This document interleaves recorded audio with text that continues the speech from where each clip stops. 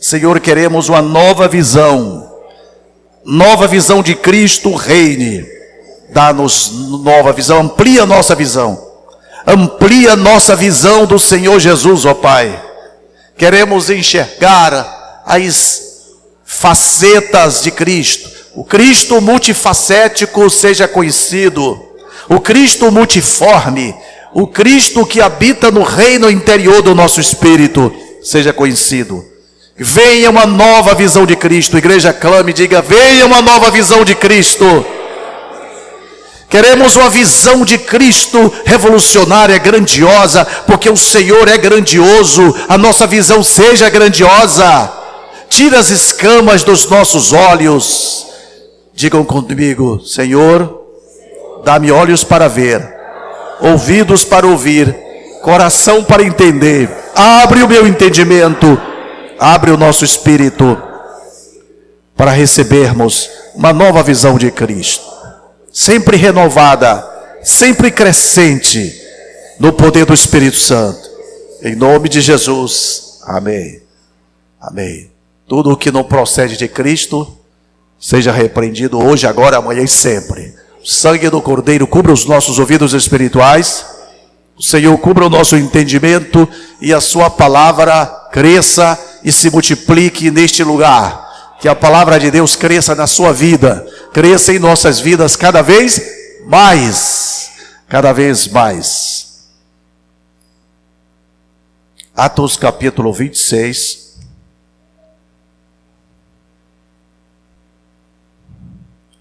E versículo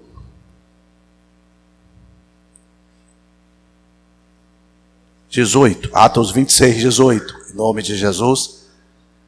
Capítulo 11 do livro Uma Nova Visão de Cristo. Abençoados sejam em nome de Jesus. Amém, amém, amém, graças. Todos acharam Atos 26, 18 em diante? O Senhor falando para Paulo, disse: esta experiência ele teve quando caiu do cavalo e o Senhor apareceu para ele como luz resplandecente. O Senhor disse para ele, podemos ler do 16 em diante, 26, 16. Mas levanta-te e põe-te sobre teus pés, porque te apareci por isto, para te pôr por ministro e testemunha, tanto das coisas que tens visto, como daquelas pelas quais te aparecerei ainda, livrando-te deste povo e dos gentios, a quem agora te envio, para lhes abrires os olhos, e das trevas os converteres à luz, e do poder de Satanás a Deus, a fim de que recebam a remissão dos pecados, de sorte entre os santificados pela fé em mim. Digam todos: pelo que, ó rei Agripa, não fui desobediente à visão celestial. Não fui desobediente à visão celestial. Só os irmãos digam: não fui desobediente à visão celestial. As irmãs: não fui desobediente à visão celestial. Toda a igreja: não fui desobediente à visão celestial. O Senhor nos dê visão. Onde não há profecia, o povo se corrompe. Vocês conhecem esse versículo citado no livro de Provérbios? Na verdade, no hebraico diz assim: onde não há visão, o povo se corrompe. Que o Senhor nos dê a visão celestial. E o que é a visão celestial que Paulo teve nesse capítulo maravilhoso de Atos 26? A visão celestial é a visão que revela Cristo e o corpo de Cristo. Que essa visão cresça, que essa visão seja plena, e conhecer Cristo e o corpo de Cristo vai revolucionar a sua vida, vai te animar, vai te impulsionar, porque Cristo é grandioso, e esta é a visão que deve prevalecer em nossas vidas. A visão de Cristo ressurreto, ascensionado, do Cristo crucificado ressurreto, ascenso. o Cristo glorioso, o Cristo transcendental. Nós extraímmos mais ou menos 8 lições desse capítulo 11, uma nova visão de Cristo. Esse é um dos manuais, depois da Bíblia, é um dos manuais perenes que essa igreja usa aqui. É a visão suprema da minha vida e do nosso ministério e dessa igreja. Digam, a nossa visão suprema é a busca e a prática da presença e voz do Senhor. Anda na minha presença e ser completo, perfeito, completo. Ao andarmos na presença do Senhor, receberemos perfeições, luzes e perfeições. Receberemos completude. Quem anda na presença do Senhor vai se sentir completo, porque Ele é a nossa completude. Amém? Uma nova visão de Cristo. Vocês querem ser cada vez mais entusiasmados na vida espiritual? Amém? Querem uma vida espiritual de graça em graça, de glória em glória, de regozijo em regozijo? Busquem visão de Cristo. Busquem crescer na visão celestial. Busquem conhecer quem é Jesus. A sua visão de Cristo determinará, o tamanho da sua visão de Cristo determinará o tamanho da sua maturidade, da sua alegria, do seu regozijo. Conhecer a Jesus é a nossa glória. Essa tem que ser a visão dominante. A nossa visão dominante é a visão celestial. Cristo e a igreja. Hoje o mundo inteiro fala de Corpus Christi sem conhecer o corpo de Cristo. Só conhece o corpo de Cristo quem é encabeçado por Cristo, quem é regido, dominado, redimido por Cristo Jesus. Visão de Cristo. Vocês se lembram mais ou menos em meados do ano 2000, 1999 para o ano 2000, surgiram no Brasil alguns tsunamis. Cada período na história da igreja surgem modismos, surgem assim furacões doutrinários da história da igreja. São modas que passam, mas Cristo é a rocha perene, fica para sempre. Se lembram de uma frase que predominou muito no mundo evangélico? Visão. Visão. Eu estou na visão, você está na visão? Você está na visão, irmão? Aí eu estou na audição. Qual é a sua visão? Quando alguém pergunta para mim qual é a minha visão, eu digo, é a única que existe na Bíblia. Cristo e a sua igreja. A visão celestial é essa, Cristo e o seu corpo. Mas a cada período surgem visões e surgem visagens. Surgem visões estranhas, surgem visões extrabíblicas, surgem visões antibíblicas, surgem visões que são doutrinas de homens que querem ser impressas, homens que querem imprimir visões, muitas vezes humanistas, na igreja. Qual a sua visão? A minha visão é Cristo e a igreja, e a sua palavra que é tudo. Cristo é tudo. Existe uma visão mais ampla, mais infinita do que Cristo e a sua igreja. Cristo é tudo. Digam, Cristo é tudo. Disse Paulo, Cristo é a totalidade do Pai. Cristo é total em nossas vidas. Cristo não é parcial. O nosso Cristo é Cristo total. O nosso Cristo não é micro, o nosso Cristo é macro. A visão de Cristo é a visão do macrocosmos espiritual. A visão de Cristo é a visão do universo espiritual. O universo espiritual está em Cristo. Amém, irmãos? E naquele período eu comecei a estranhar os sectarismos que estavam sendo ditos, praticados em relação a esta expressão, a visão. Qual é a sua visão? A sua visão é diferente da minha. Todos nós cristãos remidos pelo sangue de Cristo, a nossa visão é somente esta, a visão celestial. Ó rei Agripa, não fui desobediente à visão celestial. A minha visão não é uma visão do século 20 ou 21. É a visão a qual gerou a igreja de Jesus. Cristo ressurreto é a visão. A palavra de Cristo é a revelação, é a explicação dessa visão. Essa doutrina, a doutrina dos apóstolos e dos profetas. E eu ficava chateado quando as pessoas de uma forma sectária diziam, não, você não está na visão porque você não está praticando isto e isso que tal visão diz. Só meu irmão, vocês falam de uma forma muito arrogante em relação, vocês querem transformar um método evangelístico em uma visão, um método evangelístico, celular, seja modelo A, B ou C, não é toda a visão de Cristo. Cristo é a visão plena de Deus. Cristo é tudo. Amém. João da Cruz, o autor desse livro, A Prática da Prisão, a Prática da Visão, a prática da presença de Cristo. Existe a prática da visão, existe uma prática que traz prisão. É a prática da ausência de Cristo, traz uma prisão terrível. Mas a prática da visão traz libertação espiritual para nós. Ele começa, página 77, dizendo, lição número 1 desse capítulo: o fundamento da vida espiritual para mim tem sido uma imagem sublime de Deus e uma grande estima por Ele, o que consigo por meio da fé. Lição número 1. Qual é o fundamento da sua vida espiritual? Uma imagem. O fundamento da nossa vida espiritual tem que ser uma imagem sublime. Isso quer dizer uma visão sublime de Deus. Que o Espírito Santo nos dê uma visão sublime de Jesus. Imprima dentro de nós uma visão sublime de Jesus. Amém, crentes?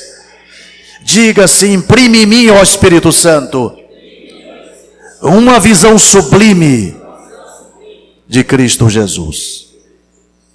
Amém. Se você for dominado por uma visão sublime de Jesus, sua vida espiritual não vai ser rotineira. Sua vida espiritual não vai precisar de manivela de ninguém. Porque essa visão, a visão celestial, ela é motivadora, apaixonante. Ela apaixona, ela deslumbra, ela impacta, ela impulsiona, ela te joga para frente. Esta é uma visão. Quem possui a visão de Cristo são pessoas apaixonadas por Cristo. Vocês são apaixonados por Cristo? Amém. Todos.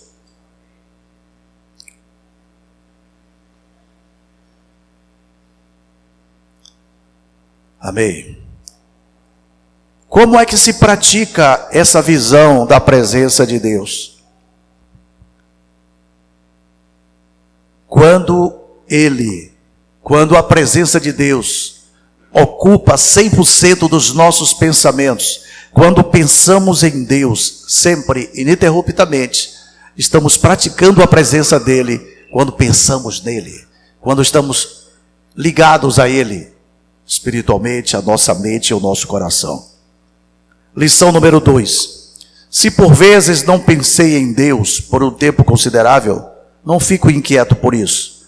Mas após reconhecer minha falta diante de Deus, volto-me para Ele com uma confiança ainda maior, já que tive a infelicidade de tê-lo esquecido. Quem está dizendo isso foi esse homem que disse, esse homem foi considerado um dos maiores praticantes da presença de Deus na história, na Idade Média.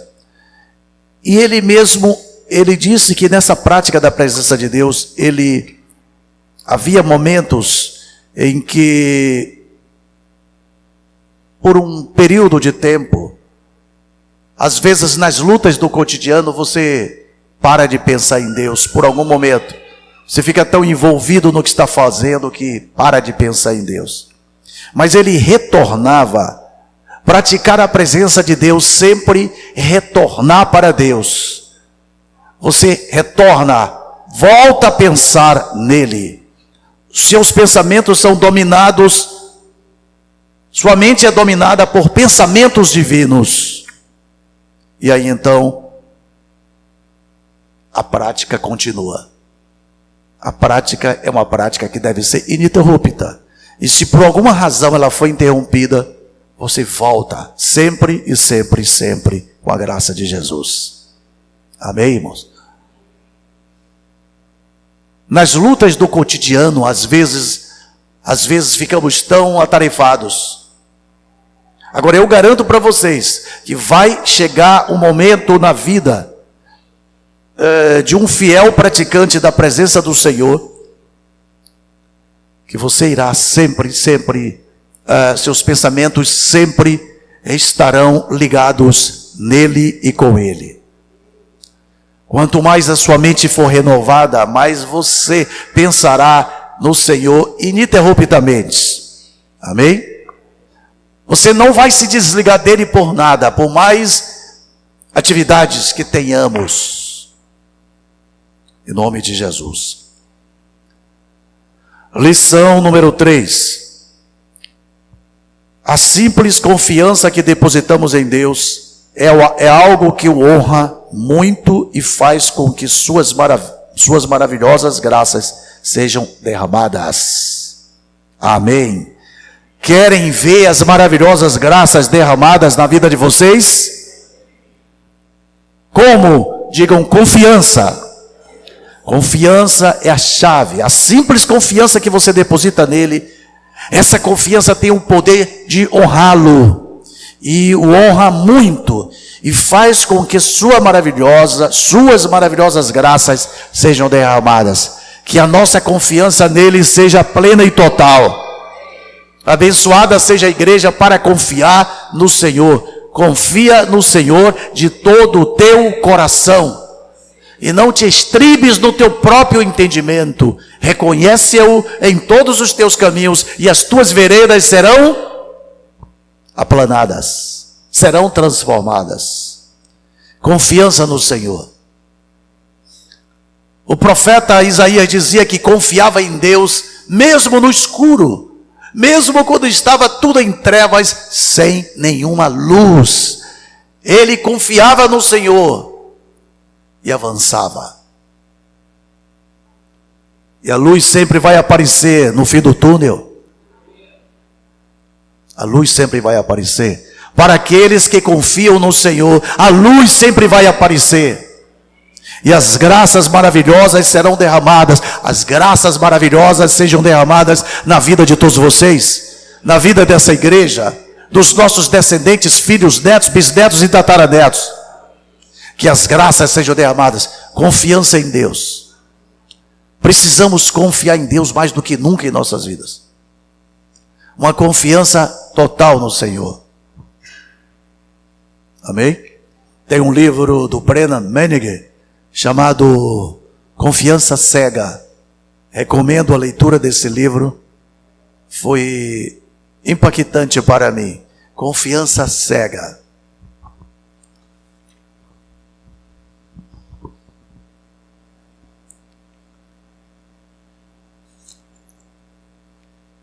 Lição número 4.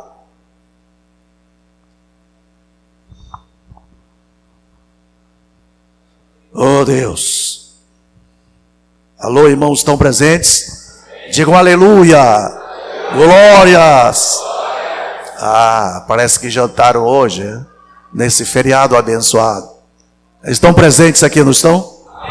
Ou só o espírito de vocês? Eu estou aqui. Amém. 4. Significa suportar tudo por amor ao Senhor. Suporte tudo por amor ao Senhor.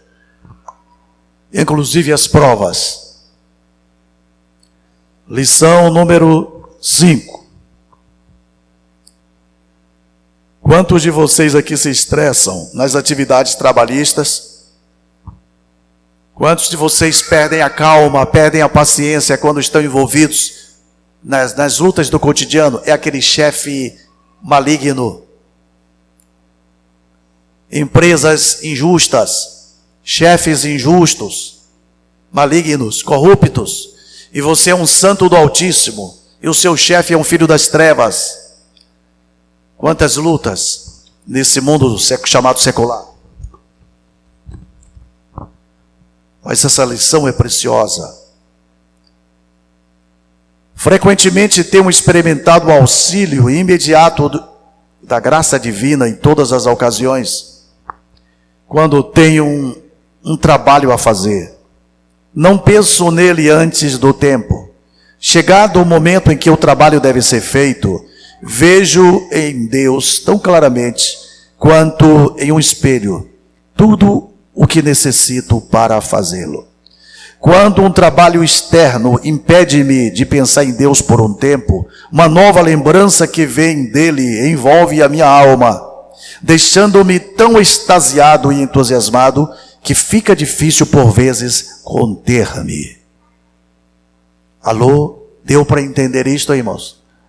Para quem pratica a presença de Deus, nem as atividades extenuantes das lutas trabalhistas não vão tirar dos praticantes de Deus o êxtase, a alegria que esta presença transmite, deixando-me tão extasiado e entusiasmado que fica difícil por vezes conter-me.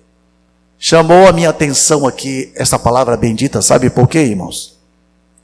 Aqueles que não são praticantes da presença de Deus, que não querem ou não aprenderam, ou acham que isto não é uma moda. A presença de Deus é eterna, veredas eternas. Hoje, encontrarmos cristãos que sejam, que experimentem essa vida extasiada e entusiasmada, parece ser tão difícil. Parece que os crentes hoje estão sempre precisando de uma dose a mais, para ficarem um pouquinho animados, um pouquinho entusiasmados. A arte do êxtase parece que se tornou uma arte perdida. Mas andar na presença do Senhor significa praticar a arte do êxtase. Sabem vocês o que significa a palavra entusiasmo? Um presente maravilhoso para quem disser. Menos Lucas. Entusiasmo. Vocês são entusiasmados? Vocês se extasiam na presença do Senhor? Ei, quando vocês começarem a chorar sem motivo e a sorrir sem motivo, significa que a coisa está começando a acontecer.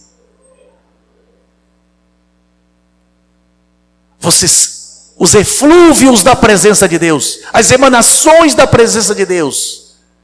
E você simplesmente está fazendo algo, você não está nem às vezes cantando, não está orando, e do nada você começa a chorar, ou você começa a sorrir. O Senhor nos visita de dentro para fora. Ele que habita nas recâmaras do nosso espírito, Ele flui em nós, maravilhoso Cristo. Extasiado e entusiasmado, vamos declarar pela fé, eu sou extasiado e entusiasmado pela presença de Jesus. Aleluia.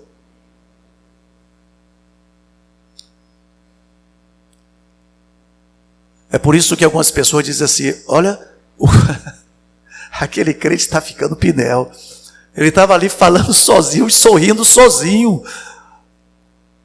Algumas vezes alguém já viu você assim?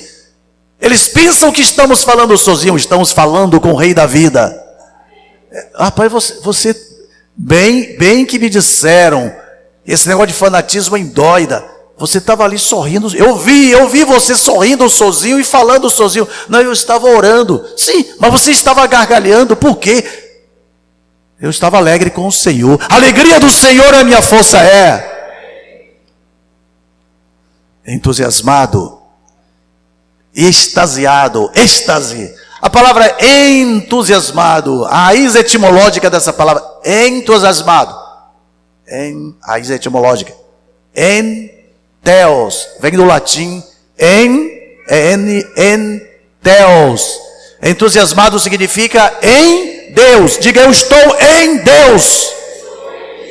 Se alguém está em Deus, tem que ser, consequentemente, entusiasmado, porque entusiasmado significa diga, em Deus. Vocês estão em Deus? Aleluia. Cadê o entusiasmo? Eu fico com ciúmes. Toda vez que tem bavia aqui, eu fico com ciúmes. Eu digo, meu Deus, eu queria tanto que eles dessem um gritozinho menor do que o que gritam lá para esses times aí ridículos. Ridículos para mim, para vocês, eu sei que vocês amam, mas, viu? Respeito aí, mas... Oh Deus, eu fico com ciúmes. Eu digo assim, Deus deve ficar mais enciumado. Aleluia. Quando o time faz um gol, dá para ver a garganta do crente. Mas que o Senhor restaure em nós o entusiasmo. Amém, crentes? É entusiasmo. E o João da Cruz, ele me disse que mesmo quando um trabalho externo impede-me de pensar em Deus por um tempo, olha o que ele fala, uma nova lembrança que vem de Deus. Uma nova lembrança, basta uma nova lembrança que vem de Deus. Envolve a minha alma, deixando-me tão extasiado e entusiasmado que fica difícil por vezes conter-me. Eu quero que fique difícil para vocês se conterem nessa igreja. Eu quero que fique difícil vocês ficarem calados aqui. Eu quero que fique difícil vocês ficarem na casa de vocês assim, mudos. Que a casa de vocês seja uma casa de êxtase e entusiasmo. Que essa igreja seja um lugar de êxtases e entusiasmos em Deus. Alô, Lucas Tito. Alô? Perdão, irmãos. Eu fiz agora, eu viajei um pouco aqui na história. Eu troquei aqui o nome do autor. Irmão Lawrence da Ressurreição. Que esse é o nome dele, é espiritual. Não artístico, o nome espiritual. O nome dele era Nicholas von alguma coisa. O nome dele espiritual, Lawrence da Ressurreição. Amém? Eu falei João da Cruz aqui, eu devo ter pensado em João da Cruz nesse momento. Que também foi um homem praticante da presença de Deus. Amém, crentes? Êxtase, a arte do êxtase, a arte da prática da presença de Deus é a arte do êxtase. Essa igreja será renovada no êxtase e no entusiasmo. Depois que o nosso querido apóstolo Edilson Silva mergulhou na prática da presença de Deus, ele disse que uma gloriosa serenidade, uma alegria maravilhosa invadiu a alma dele. E que invada a nossa alma também. Alegria. Alegria do Senhor é a nossa força. Você parece que hoje é difícil encontrar crentes entusiasmados. Uma pergunta só revela quem é. Aliás, uma resposta revela quem é entusiasmado e quem não é. Como vai você? Eu estou. Não, quem fala melhor do que eu mereço é a irmã Helenita e alguns que amam essa frase. A maioria diz o quê? Eu estou indo para onde, por misericórdia? Para cima ou para baixo? Como é que você vai? Ou então eles são discípulos de Zeca Pagodinho. Eu estou levando, deixa a vida me levar. Ou leva eu, saudade. Nós somos discípulos de Jesus, irmãos. Somos discípulos de Jesus. A alegria do Senhor, a nossa força é quando algum sentimento de depressão, quando a opressão quer me pegar, quando a melancolia quer me pegar, quando eu estou me sentindo fraco, taciturno, alquebrado, sorumbático, eu digo assim, alegria do Senhor, a minha força é. Eu digo pela fé, o Senhor é a minha alegria. Óleo de alegria, Senhor, eu recebo óleo de alegria, ao invés de espírito abatido. Vestes de louvor, em nome de Jesus. Esse parágrafo aqui me entusiasmou muito, irmãos. Porque o meu líder, o meu discipulador que está na glória, o homem que me discipulou, o homem que foi uma influência na minha vida, até o ano 2009 estava vivo. Nunca vi alguém para ter tanto entusiasmo e êxtase como aquele homem que vocês conheceram aqui, chamado Antônio Lacerda Costa, homem sobrenatural. Eu honro a memória do meu líder. Entusiasmado. Ficava alegre com coisas tão... pareciam coisas insignificantes. Quem pratica a presença de Deus vai começar a se alegrar até com os mosquitos. Vai se alegrar com coisas pequenas, médias e grandes. Quem pratica a presença de Deus não precisa, quando chegar a minha grande bênção eu vou ficar alegre. Já chegou. A sua grande bênção já chegou. Quando? Quando Jesus veio morar dentro do seu espírito. No dia que chegar a minha casa grande, meu carro maior, isso tudo são coisas insignificantes. O segredo da nossa alegria é Cristo em nós, fundamento da glória. Vocês se alegram no Senhor?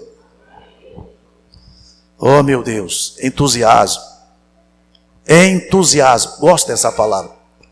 Se vocês perguntam, se pastor, você já se acha suficientemente extasiado e entusiasmado? Eu digo, serei. Estou sendo e serei, mas ainda quero ser plenamente. Algumas coisas me tiram do sério quando não era para tirar. Ok, irmãos? Não era para tirar. Hoje, no meu momento de meditação, eu acho que o diabo fez uma música em homenagem a mim. Um forró. Na hora que eu estava meditando lá, aleluia, vou estudar, orar à noite, eles botam um som tão alto, eu acho que todos deve ser assim quase todas as noites em Salvador. Menos nos bairros nobres. Lá a lei do silêncio é respeitada. Meu Deus, a hora que eu quero começar a estudar, esse elemento aí, bota esse som alto. E fica repetindo lá aquele forró ridículo. Alguns são imorais. Esse não era não. Isso ali, ó. Botaram o meu nome no forró. Luiz respeita Januário. São meu Deus. Luiz respeita Januário.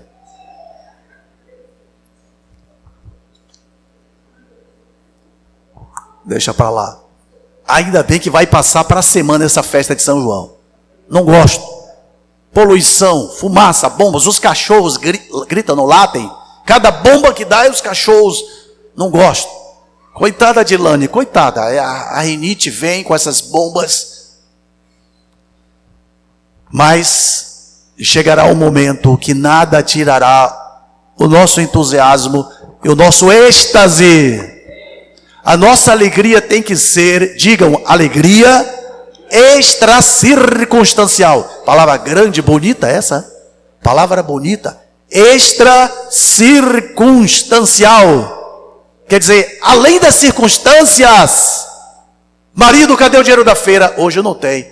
Mas eu vou ficar alegre. Eu fico alegre assim mesmo, querido. É só um exemplo, viu, irmãos? Que todos aqui possam suprir bem as suas casas. Só um exemplo. Mas que tem uma coisa que prova qualquer mulher, na hora do dinheiro, são duas coisas que na hora o marido nega. O dinheiro na hora das compras e outra coisa que não posso falar aqui, porque tem crianças. Para o bom entendedor, minha palavra basta. Mas sábado talvez eu fale que é um encontro de casais. E cada casal aqui vai trazer um jacaré assado, sei lá, uma bandeja gloriosa, do que quiser. Amém, irmãos? E por favor, quem quiser trazer chá, suco ou guaraná, porque alguns tomam guaraná e eu não quero ser legalista em relação a nada. Tá certo, irmãos? Êxtase e entusiasmo.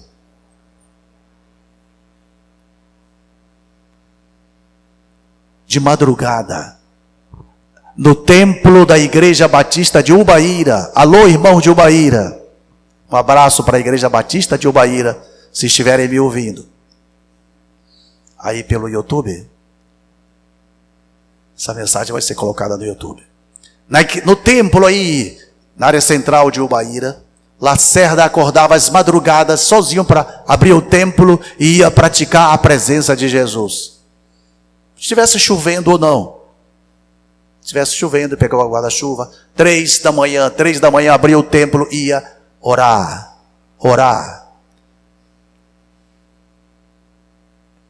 E Deus fluía, a presença fluía, o Senhor se revelava, o Senhor se manifestava. E a alegria era tão grande que Lacerda começava a bailar pelo corredor daquele prédio, daquele templo. Isso era uma prática contínua na vida de Lacerda. Quem pratica a presença de Deus, ama oração. Vocês amam a oração? Que toda essa igreja tenha uma vida de oração. E sejam apaixonados pela oração, pela intercessão, em nome de Jesus. Eu amo estar a sós com Deus. Estou pedindo a Deus que chegue o momento, esse ano, de inaugurar lá em setembro, lá o espaço para começarmos na ilha a fazer os nossos retiros de oração e jejum. Digo amém. Só com água e vegetais. Ou no máximo alguma fruta, quem estiver desmaiando. Dá para ficar tranquilo, dá para ficar. Frutas, alguns vegetais. Os que não aguentarem de noite, um pratão de sopa de vegetais. Mas se a fome tiver como demais? Tem um restaurante pertinho que vende umas quentinhas deliciosas. É de uma crente. A R$10.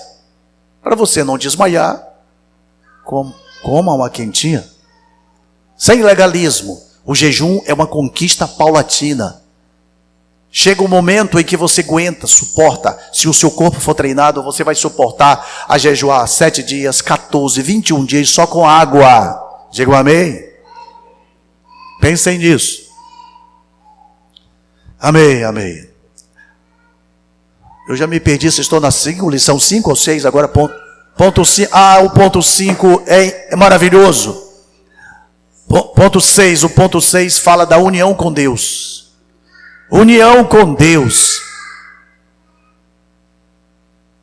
Aquele que se une com o Senhor é o mesmo Espírito com Ele. O Pai te uniu a Jesus. Você é um ramo da videira. Diga, eu sou um ramo da videira. Eu fui unido a Cristo. União indissolúvel e eterna. Eu sou um só com o Pai. Eu e o Pai somos um. Minha união com Deus é maior. Isso é chocante, irmãos. Alguns crentes dizem assim: olha, quando eu estou no trabalho, sinto a presença do diabo, tenho vontade de garrelar o chefe, fico nervoso, estressado. Olha o que ele dizia, Lawrence da Ressurreição: minha união com Deus é maior em meus trabalhos externos do que quando eu deixo de lado, do que quando os deixo de lado para ter um momento de devoção e intimidade. Agora, ele conseguiu chegar nesse nível. Ele não está dizendo que é errado você ter momentos a sós de intimidade com Deus, momentos devocionais, de devoção e intimidade. Ele chegou em um nível da prática da presença de Deus, que nem mesmo o burburinho, as agitações trabalhistas, tiravam o êxtase, tirava a doçura da busca. União com Deus. Que a nossa união com Deus seja crescente, seja plena. Esse é um dos assuntos mais sobrenaturais. União com Deus é se chama na teologia sistemática de união mística com Deus, ou seja, união transcendental com Deus. Eu e Jesus somos um só, unidos pelo amor maior. O Pai nos uniu a Jesus. Novo nascimento é uma união divina. O Pai nos uniu ao Filho. E agora somos um só com o Pai, o Filho e o Espírito Santo. Você é um com Deus? Eu lhes dei a glória que tu me deste. João 17, 20, 21, 22, se não me engano. Eu lhes dei a glória que tu me deste, para que sejam um, como nós somos um.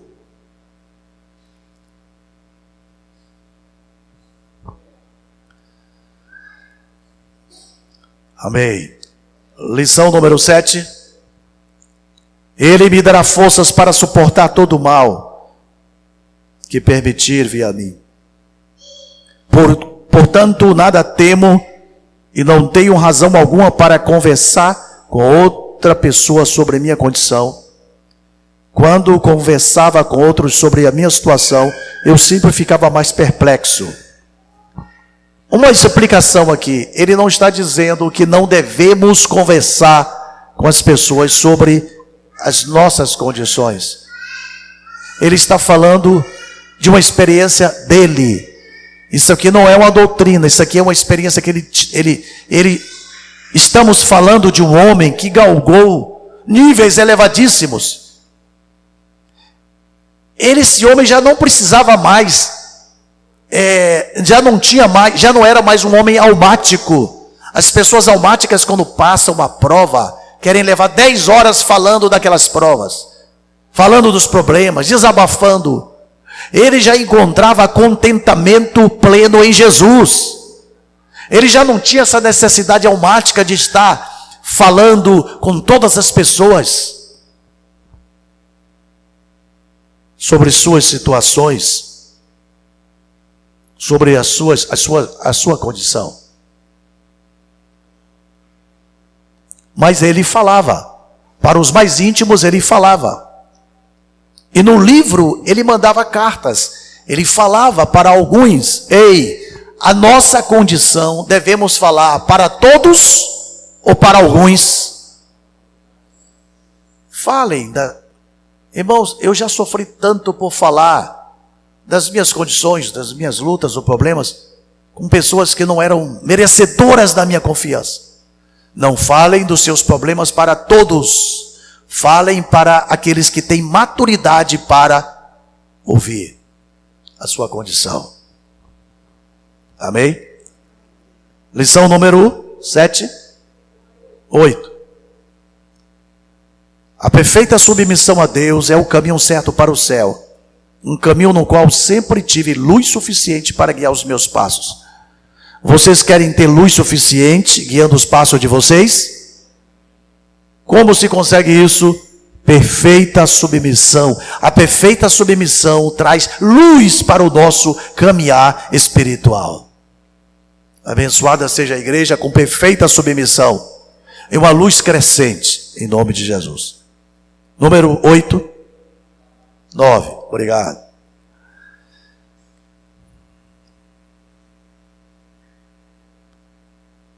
Mais uma vez ele fala sobre alegrias indescritíveis. No início da vida espiritual devemos ser fiéis naquilo que diz respeito a cumprir deveres e também negar a si mesmo. Depois disso, alegrias indescritíveis virão.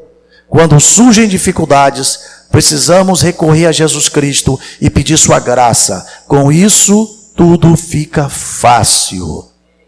Alegrias indescritíveis virão. Vamos profetizar isso. Alegrias indescritíveis virão para nós, para os nossos filhos, para esta igreja. Alegrias indescritíveis. Este ano vamos experimentar alegrias indescritíveis, sobrenaturais. E vamos dizer, somente a mão de Deus pôde fazer isto. Alegrias indescritíveis. Andar com Jesus é a maior experiência do universo. É a coisa mais gloriosa da vida. Amém, irmãos? Eu creio que foi Teresa d'Ávila. Ela dizia assim: ó Deus, dos santos de cara comprida e das devoções tolas, livra-me, ó Deus. Entenderam aí? Quem foi Teresa d'Ávila? Essa mulher foi tão elevada quanto Madame Guyon. Era uma monja carmelita, amiga profunda de Juan de la Cruz. Essa mulher escreveu obras profundas, Caminho da Perfeição, Castelo Interior. Essa mulher foi um gênio da espiritualidade transcendental. Uma monja carmelita do século 17, se não me engano. Ó Deus, dos santos de cara comprida e das devoções tolas, poupa-me, livra-me, ó Deus. Alô, Lucas? Ó Deus. A verdadeira espiritualidade, a verdadeira prática da presença de Deus vai tornar vocês pessoas alegres. Lição número 10, e finalizando. Isso aqui é chocante. Por que muitas pessoas não crescem na vida cristã? Repito a pergunta. Por que muitas pessoas não crescem na vida cristã? Tem sido para mim chocante, frustrante, arrepiante e outras antes mais. Quantos anos você tem de crente, meu irmão? 200 anos, pastor, de crente. 100 anos, 150 anos. E está uma verdadeira besta, fera. E está parecendo o Conde Drácula. Está parecendo o Corcunda de Notre Dame. Não cresceu, não veio beleza espiritual. 200 anos de crente, irmãos, da igreja. Ainda só sabe murmurar.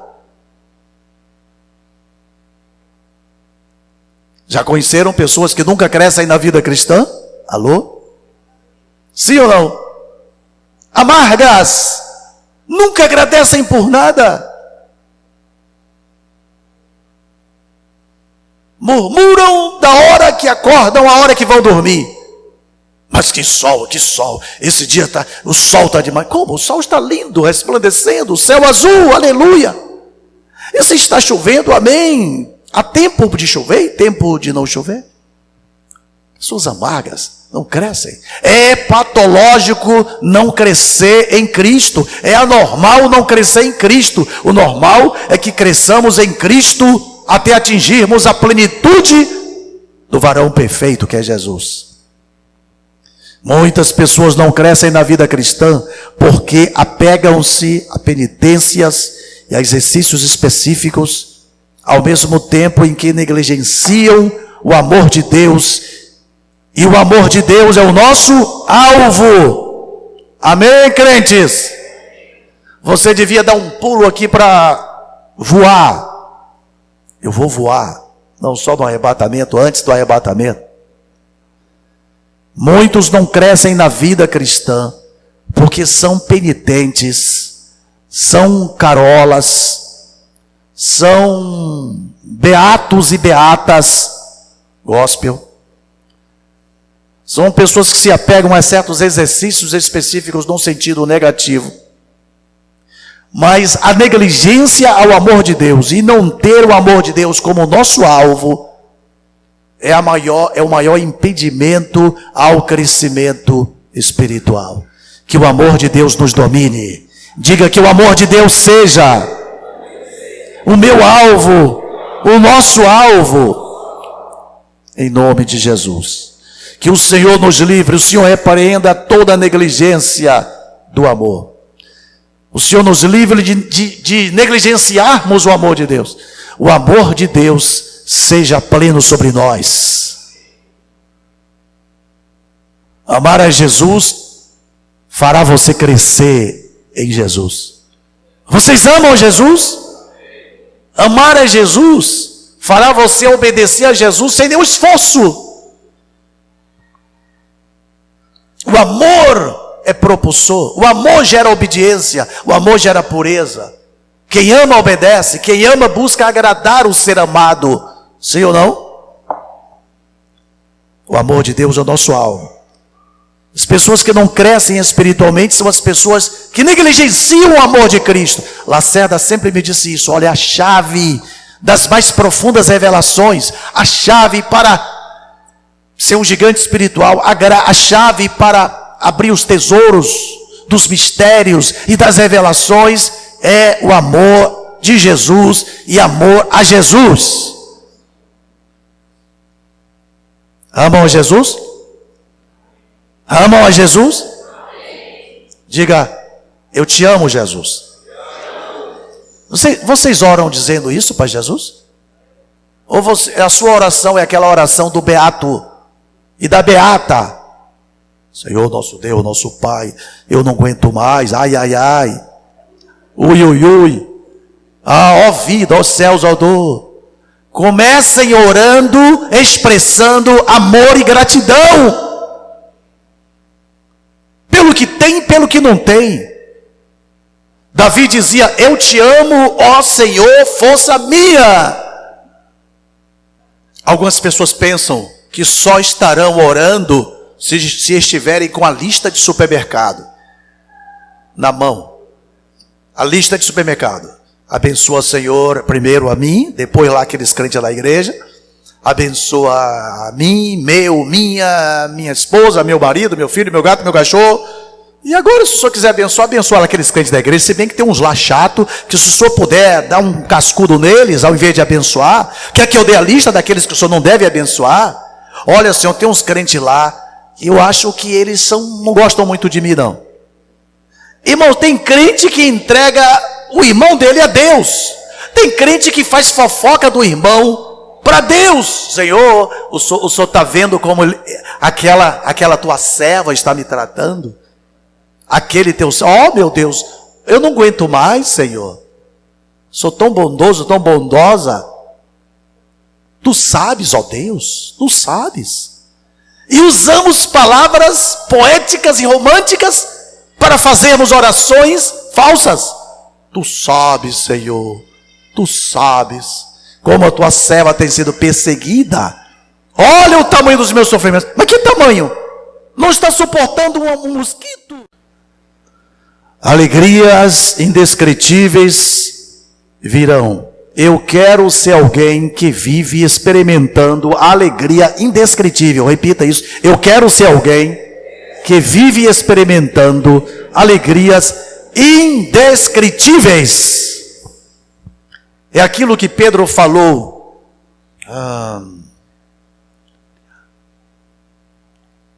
Alegria indizível e cheia de glória. Repitam, alegria indizível e cheia de glória.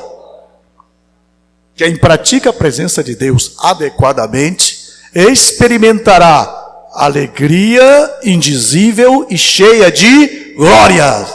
Cheia de glória. Amém, irmãos, graças. Cristo é tudo em todos. O amor de Deus seja o nosso alvo. Seja o nosso alvo. Os crentes vivem brigando hoje. Qual é o seu alvo na vida? É ser bispo, ser pastor, ser apóstolo, ser idiota, ser isso, ser aquilo. O nosso alvo tem que ser o amor de Cristo, vivido, experimentado e praticado. As pessoas brigam hoje por cargos. Graças a Deus que o sangue de Cristo tem vacinado essa igreja e repreendido o espírito de briga em relação a cargolatrias. Todos aqui temos um cargo muito importante. Somos serventes do Rei Jesus. Nosso cargo mais importante é ser filho maduro do Rei. O resto é resto. Quem foi que disse que a coisa mais importante da minha vida, irmãos, é função ou cargo de pastor? Deus me livre de pensar que a obra é mais importante do que o Senhor da obra. O Senhor da obra é mais importante. Finalizando finalmente, foi uma redundância, não foi?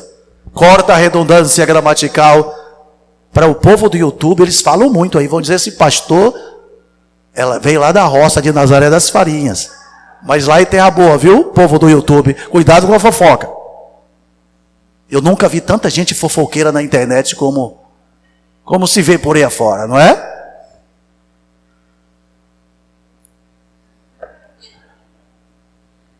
Ponto final de hoje.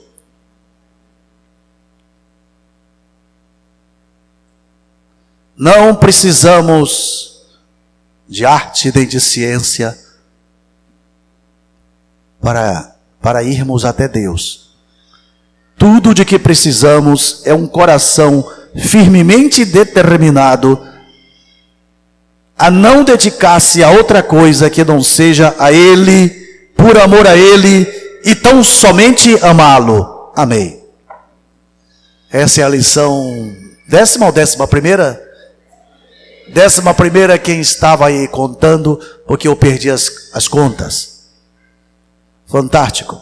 Tudo de que precisamos é um coração firmemente determinado a não dedicar-se a outra coisa que não seja a Ele. Dedicação suprema, dedicação total, por amor a Ele e tão somente amá-lo.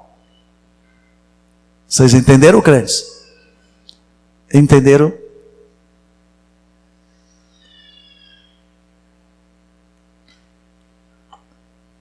Praticar a presença de Deus significa mergulhar no oceano de amor por Jesus.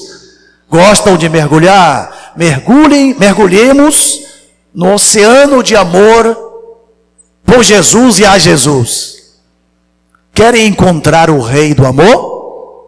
Só na prática do amor a Cristo. Eu tenho um livro de um escritor que viveu há séculos atrás. O nome do livro é esse: A Prática do Amor a Jesus. É raríssimo, raríssimo. Está lá escondido, lá em casa, no lugar bem secreto. A prática do amor a Jesus. A prática da presença de Deus é a prática do amor a Deus. Querem praticar a presença de Deus? Querem praticar a presença de Deus?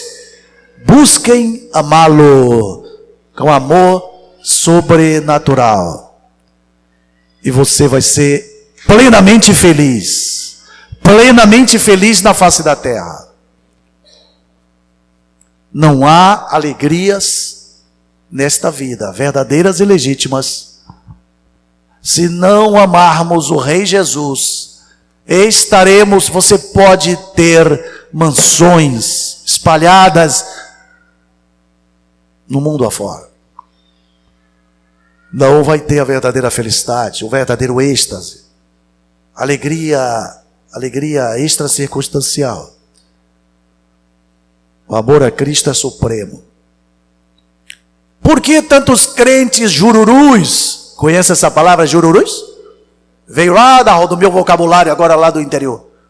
Fulano, não sei, eles dizem assim: fulano está meio jururu, fulano está meio... Tem outras palavras que eu me esqueci.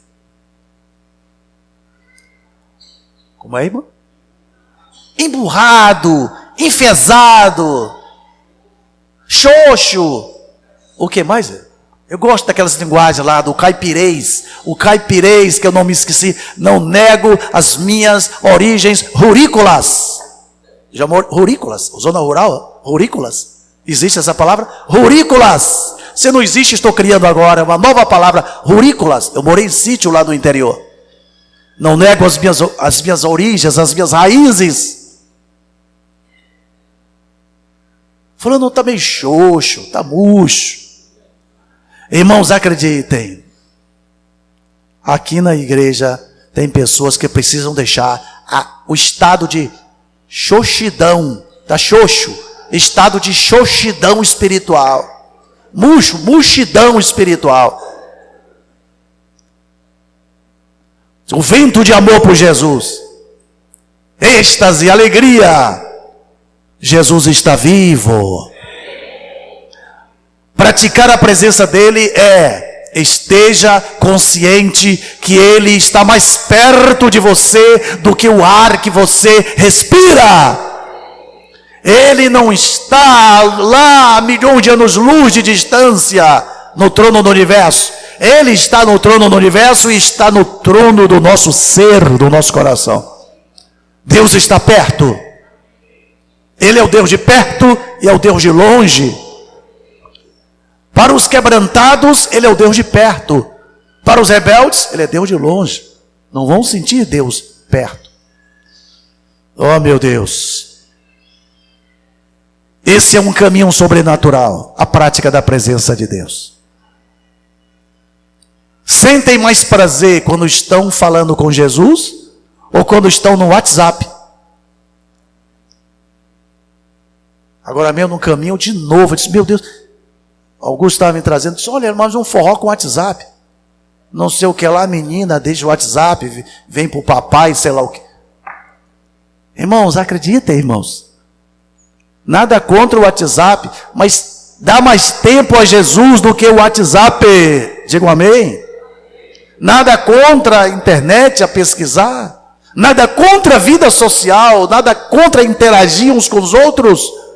Contudo que Cristo tenha a preeminência e a primazia em nossas vidas. Davi disse que os seus caminhos são caminhos deliciosos e todas as suas veredas, perdão, Salomão, os seus caminhos são caminhos de delícias e todas as suas veredas, paz. Vocês conseguem sentir as delícias da prática da presença de Deus? Se ainda não conseguem, que o Espírito Santo faça essa obra. Delícias é uma prática deliciosa. Mel espiritual é mel que escorre da rocha, mel e leite. Essa é uma terra que mana leite e mel. A terra da prática da presença de Deus mana leite e mel. Se alimentem da presença de Deus. Não vivam só de culto em culto. Que a nossa vida seja uma celebração cultica. Que a nossa vida seja um culto a Deus. Amém, queridos? Que Deus nos abençoe.